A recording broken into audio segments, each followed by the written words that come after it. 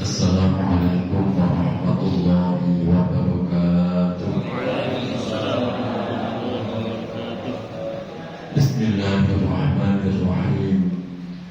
Alhamdulillahi rabbil alamin.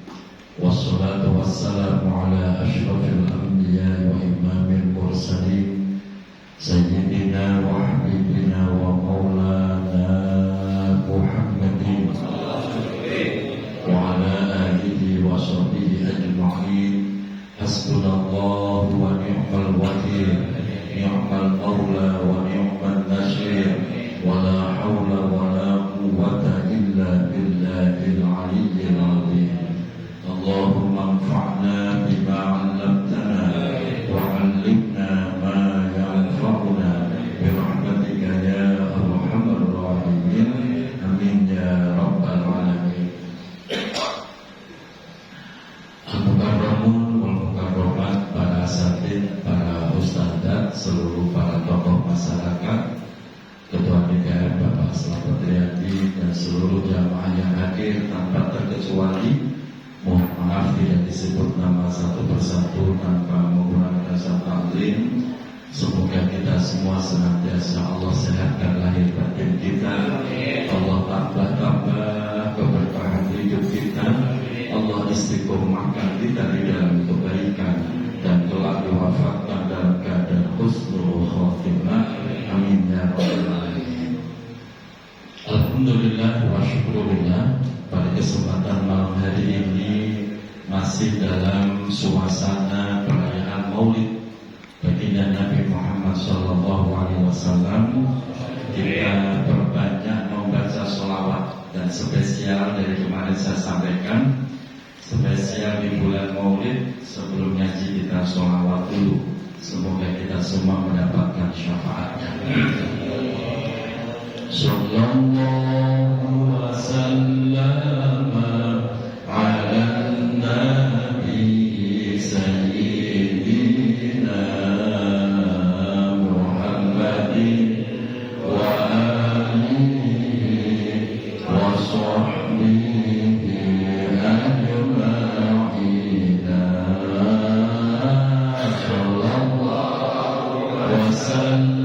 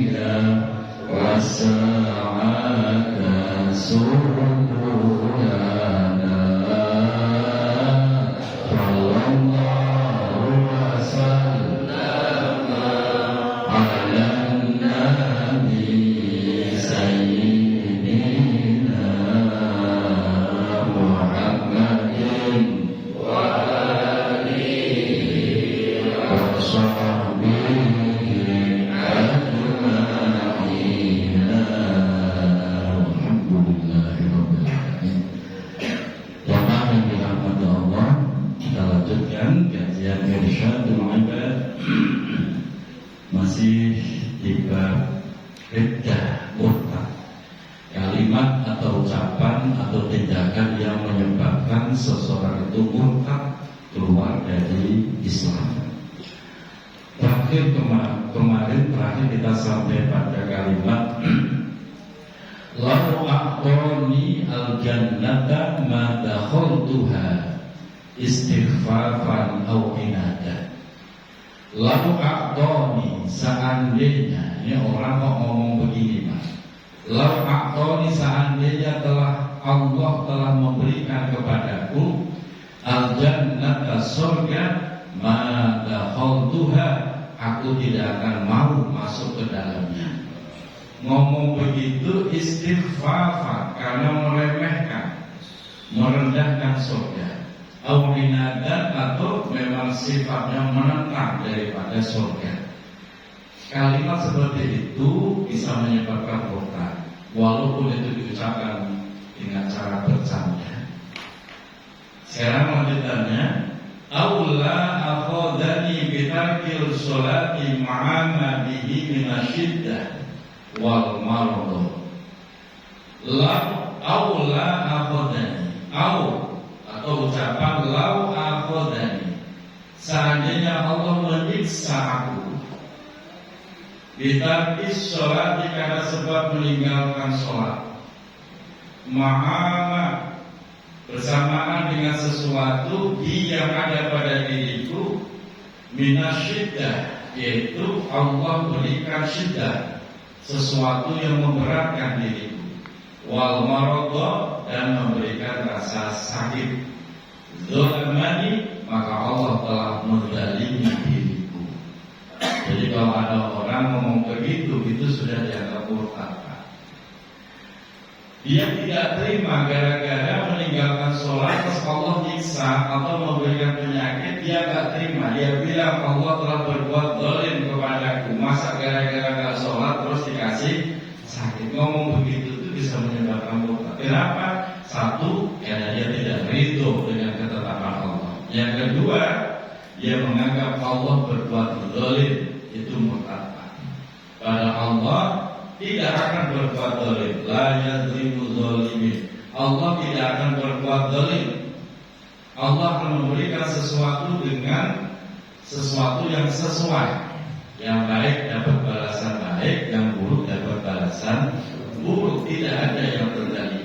Kok orang ini meyakini bahwa Allah telah berbuat zalim, maka dia sudah jatuh murtad. Makanya Pak Bu, salah satu iman kita adalah iman dengan qada qadarnya Allah, khairihi wa syarrihi, baik itu takdir yang baik ataupun takdir yang buruk. Kita semua wajib iman. Begitu kita mengingkari takdir tersebut gara-gara kita merasa nggak terima, maka di situ keimanan kita jadinya cacat, bahkan bisa menyebabkan murtad, keluar dari Islam. Terus bagaimana sikap orang mukmin? Dan sinilah bedanya orang murtad dengan orang mukmin. Kalau orang mukmin selalu menerima apapun keputusan Allah. Lalu ibadah dikasih sakit, boleh nggak? Boleh nggak? Boleh, apalagi nggak sholat terus dikasih sakit. Lebih boleh kan mestinya. Artinya apa? Kita nggak punya hak untuk memberikan protes kepada Allah. Tidak bisa. Terus kirim protes atau somasi gitu ya. Ya bisa. Kita itu kewajiban kita iman apapun takdir yang Allah berikan. Yang itu sering kita baca di dalam akidah.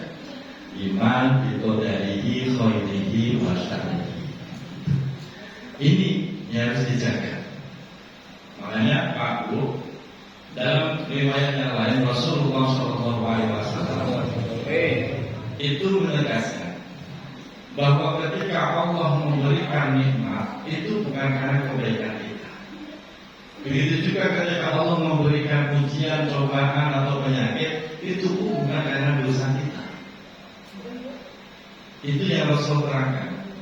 Kalau itu kita pahami, Di masyarakat kan berbeda begitu. Bila dapat rezeki, alhamdulillah, ini berkah sholat tahajud saya semalam, gitu kan.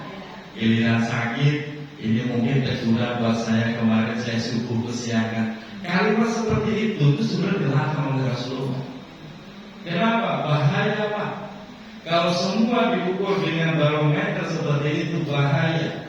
Kalau Bapak tiba-tiba melihat ada orang yang nggak pernah sholat, tapi Allah kasih sehat, Allah kasih rezeki yang banyak, Bapak pasti kecewa.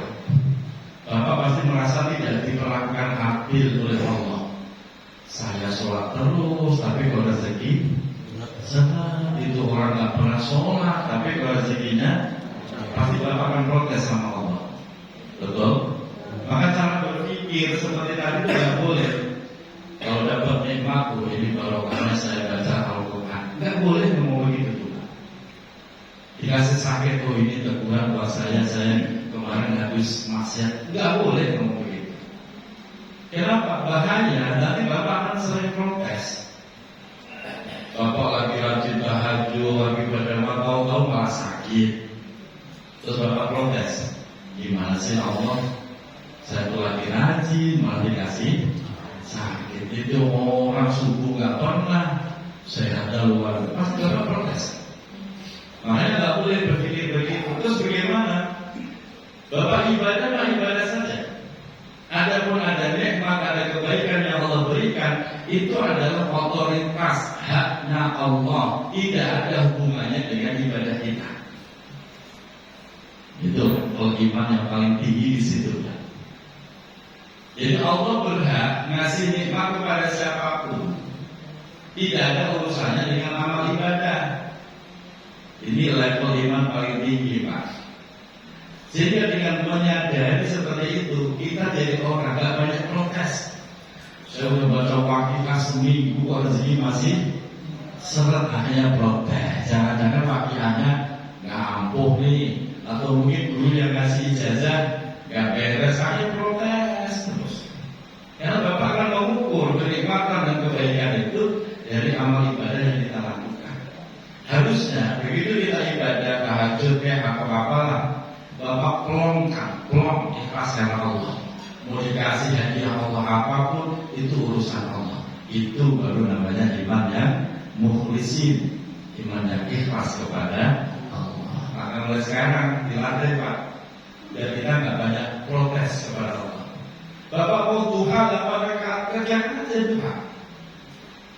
Umpamanya Pak Nabi rezeki tetap seret, Bapak nggak perlu protes. Kenapa? Duha mah duha. Memang saya pengen ibadah, ikhlas lillahi ta'ala. Adapun rezeki seret, ya Allah punya urusan, mungkin Pak Allah punya rencana lain. Begitu cara berpikirnya. Sebab kalau dikaitkan dengan rezeki, duha, rezekimu biar lancar, biar banyak.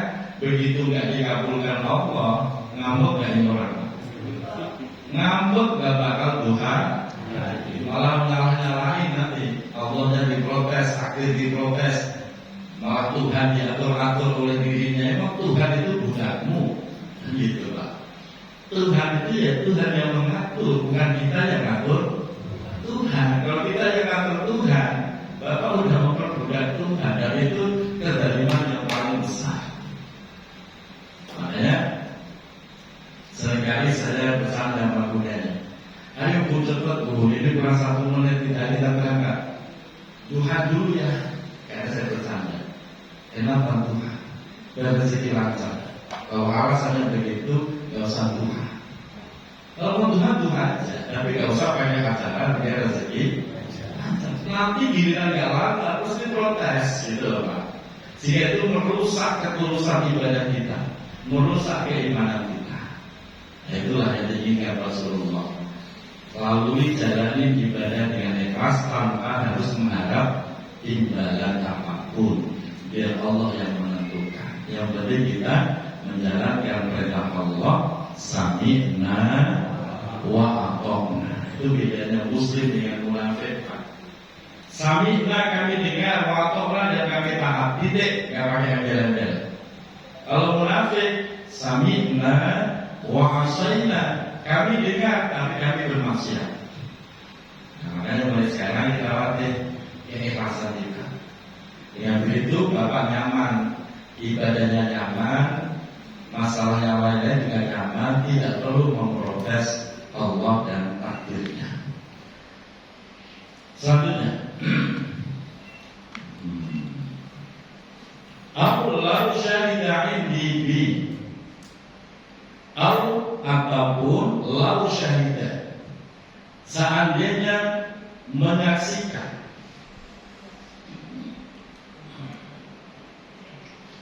indi pada diriku Nabiyyun, adanya seorang nabi, au malakun, atau adanya seorang malaikat, ma saddaqtuhu, maka aku tidak akan mempercayainya. Jadi ada orang yang memang kadang keras hati, dibilangin bahwa dirimu nih ada malaikat yang ngawasin, raqib dan kata dia apa? Gak percaya gua, gitu ya. Kalimat itu Pak, itu sudah menyebabkan murtad. Murtad Pak. Kenapa? Karena sudah ditegaskan dalam Al-Quran bahwa setiap orang itu punya namanya malaikat lahafidin, kiraman katibin, ya'lamuna ma taf'alun, dan seterusnya. Kita ini ada malaikat katibin yang mencatat. Al-Quran menjelaskan. Tiba-tiba dia diomongin, kamu jangan sembarangan, kiri kanan itu ada malaikat. Terus Bapak ngomong, gua gak percaya. Murtad Pak. Kenapa? Menentang Al-Quran, menentang kebenaran syariat Allah. Begitu. Nah, makanya hati-hati Pak. Kadang-kadang orang suka bercanda, jangan begitu, jangan ngintip. Enggak ada orang pun ada malaikat ke kiri kananmu. Wah, apa saya? Langsung murtad. Bapak yakin nggak bahwa di kiri kanan kita ada malaikat? Harus yakin, itu bagian dari keimanan kita. Raqib dan hati. Tugas dia katibin, menulis apa yang menjadi perbuatan kita. Ya'lamuna ma taf'alun, yang mengetahui apa yang kita perbuat. Itu tegaskan dalam Al-Quran. Loh kok tiba-tiba kita ngomong gua gak percaya, ya murtad. Nah, makanya Bapak Ibu kalau bercanda hati-hati, ranah yang seperti ini jangan dibuat bercanda. Itu. Bapak pernah berbuat maksiat? Berapa sering? Ketika Bapak berbuat maksiat, Bapak masih merasa diawasi malaikat apa enggak? Serius Pak? Lupa. Ya gak apa-apa sih, Bapak itu serah Bapak ya. Merasa diawasi, kok masih maksiat, ya kebangetan gitu namanya. Atau lupa, berbuat maksiat lupa kalau dia diawasi malaikat. Nah kalau lupa itu tidak menyebabkan murtad. Yang menyebabkan murtad itu tidak mempercayai bahwa ada malaikat yang mendampingi dirinya. Tidak mempercayai adanya nabi, udah murtad Pak. Gak percaya dengan Muhammad. Jangankan gak percaya Pak, mengingkari sunnahnya itu murtad loh Pak. Mengingkari sunnahnya itu murtad. Maka kalau ada orang ngomong begini, saya gak mau ikut-ikutan sunnah. Kenapa? Ada Muhammad ini yang manusia, doyan makan, doyan nikah, pasti ada salahnya, nggak selalu benar. Kalimat seperti itu murtad Pak. Maka aliran ingkar sunnah saya pastikan sesat, murtad. Ada nggak aliran ingkar sunnah? Aliran ya. Kalau dia ngomong begitu, saya pastikan itu sesat, murtad. Kenapa? Dia berarti tidak mempercayai kemaksuman baginda Nabi Muhammad SAW. Rasul itu maksum, jaminan dari Allah. Rasul itu maksum, tidak akan melakukan perbuatan dosa, tidak akan melakukan perbuatan salah. Saat dia salah pasti buru-buru diingatkan langsung oleh Allah. Loh kok tiba-tiba dia ngomong begitu? Saya nggak mau ikut Rasulullah, Muhammad juga manusia, nggak selalu benar, pasti juga pernah berbuat. Kalimat itu berarti merusak kemaksuman Rasulullah. Itu mutlak.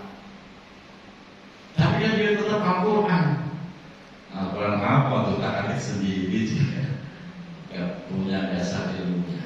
Nah, makanya jangan memberikan toleransi terhadap statement kalimat yang membahayakan seperti itu, Pak. Karena ada batasan, kita itu ada batasan di mana wilayah akidah, wilayah tidak akidah. Kalau udah wilayah akidah, kita harus fanatik. Kalau wilayah fikih, kita boleh lebih longgar. Kalau akidah, itu nggak boleh memberikan kelonggaran. Apa akidah harus fanatik. Kalau fikih, silakan longgar. Saya maunya tahajud ya silakan, ya nggak tahajud ya nggak apa-apa. Fikih kan memang begitu. Saya maunya ngopi ngerokok silakan. Saya nggak doyan ngopi nggak ada ya silakan. Mau ada yang mengharamkan ya silakan. Ada yang mengatakan tidak haram silakan. Fikih longgar. Tapi kalau akidah tidak, ada batasan yang jelas.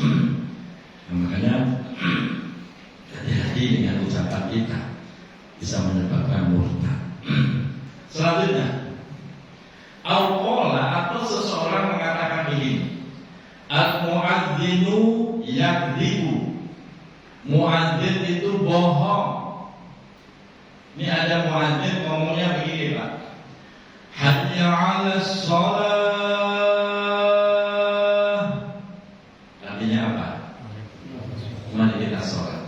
Hayya 'alal falah. Artinya, ayo kita mengambil menuju kemenangan. Kata orang yang dengar nih, bohong lo. Itu murtad, itu loh Pak. Diajak, ayo datang sholat, ayo mengambil kemenangan dari Allah. Kata dia, bohong lo, mendustakan panggilan muadzin, itu murtad. Menganggap muadzin itu bohong. Nah, jelas Pak kitabnya. Mending kalau masih pengen rokok aja, tapi jangan mendustakan muadzin gitu loh Pak. Apalagi kok pakai pisau segala. Yang udah waktunya ada ya ada Pak, pakai domel. Ini udah waktunya. Ada kalimat seperti ini. Nah ini hati-hati Pak, ini sering terjadi Pak. Al-sautahu kaljaros. Ada orang tuh dekat sama muadzin sampai ngomong sautahu kaljaros. Suaranya kayak lonceng berisik. Ada orang adzan dikatain suaranya berisik kayak lonceng. Jaros itu lonceng. Orang seperti itu Pak murtad. Kenapa murtad? Dia tidak hanya menghina pribadi muadzin, tapi dia menghina syiar Islam. Dan itu jadi kaidah. Siapa yang menghina syiar Islam pasti murtad. Menghina adzan, menghina takbiran, apalagi Pak syiar Islam itu sholat Idul Fitri, Idul Adha, sholawatan, itu kan syiar Islam. Kok kita hina, murtad Pak. Jadi walaupun Bapak tiba-tiba kok dengar ada muadzin udah suaranya jelek, cengkoknya juga fals gitu kan, cemplang suaranya cempreng. Bapak tetap tahan, itu adalah syiar Islam. Gitu baru Bapak berisik suara cempreng jelek kayak begitu, adzan lagi. Jangan boleh. Karena kita menghina syiar Islam. Nah, kalau udah tahu berisik ya kamu yang adzan lah yang suaramu enakan. Yang suara enak kamu adzan, tidak yang cempreng adzan. Jangan. Ini jelas. Al-sautahu kaljaros. Wa arada tasbihahu binaqusin.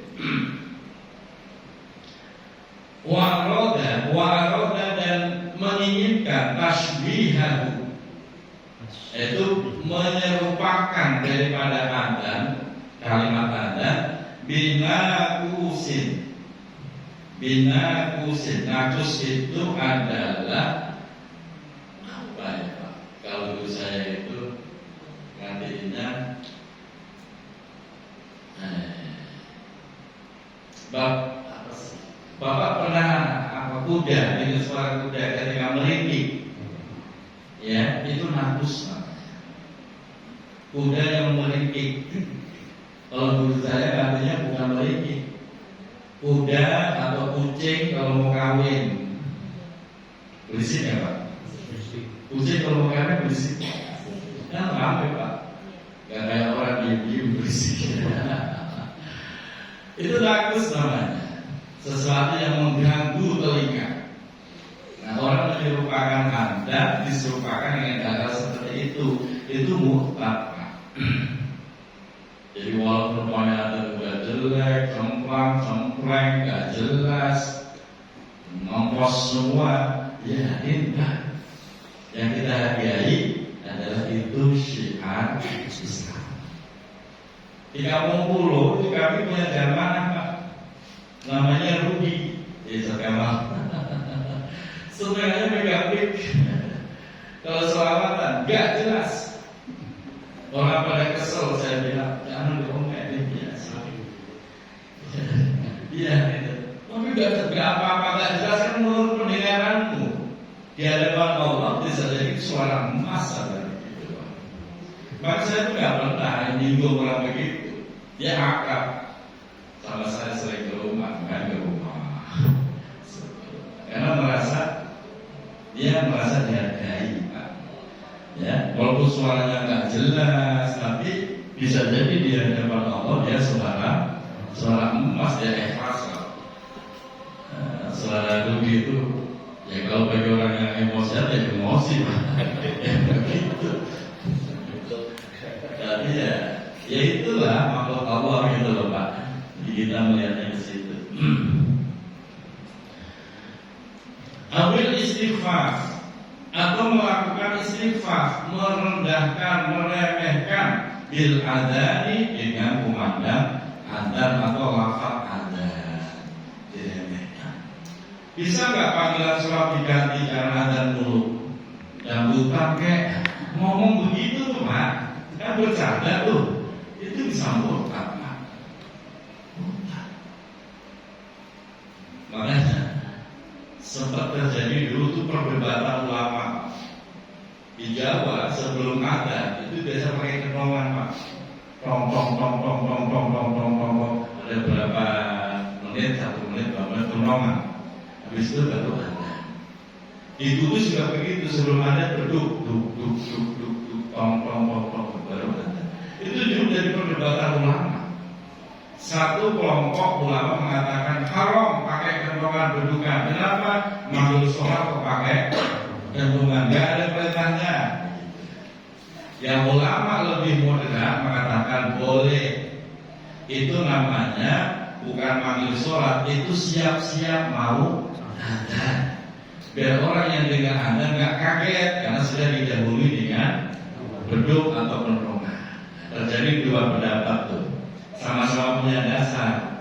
Alhamdulillah bagian Kudus itu pakai kentongan. Bagian Malang Jawa Timur itu nggak pakai kentongan. Tapi besok lagi Tebuireng pakai kentongan biasa. Nggak apa-apa. Itu fikih. Yang penting ketika nabuh kentongan tidak bermaksud mengganti adzan dengan kentongan. Enggak, tetap kentongan, harus kentongan. Begitu Pak. Di sini kan kentongan nggak ada, beduk nggak ada telat mulu. Kalau lebih parah itu, boleh itu dihidupkan lagi, gitu kan. Tapi jangan sampai kentongan rame, adanya nggak ada. Itu yang jadi masalah nanti, mengganti syariat Islam dengan kentongan itu nggak boleh. Bahkan di Kudus Pak, kalau Jumatan itu yang ada 2 orang Pak. Kalau Jumatan itu ada pertama itu 2 orang bareng dengan ada yang sama. Itu di Menara Kudus. Itu mending di Jawa Timur yang ada di Tambak Beras itu 7 orang pandan bareng Pak. serempak. Loh kok begitu? Ya itu ada kisahnya. Zaman dulu kan belum ada elektronik Pak, belum ada speaker pengeras suara. Jadi 7 orang disebar Pak, ke 7 penjuru dan bareng ya. Jadi begitu Pak. Sampai sekarang walaupun speaker sudah ada, tradisi itu masih berlaku. Ya nggak apa-apa. Niatnya syiar, biar semuanya dengar begitu. Yang penting jangan menghina syiar Islam. Semoga kita pelihara iman Islam kita. Wallahu a'lam bishawab. Assalamualaikum warahmatullahi wabarakatuh.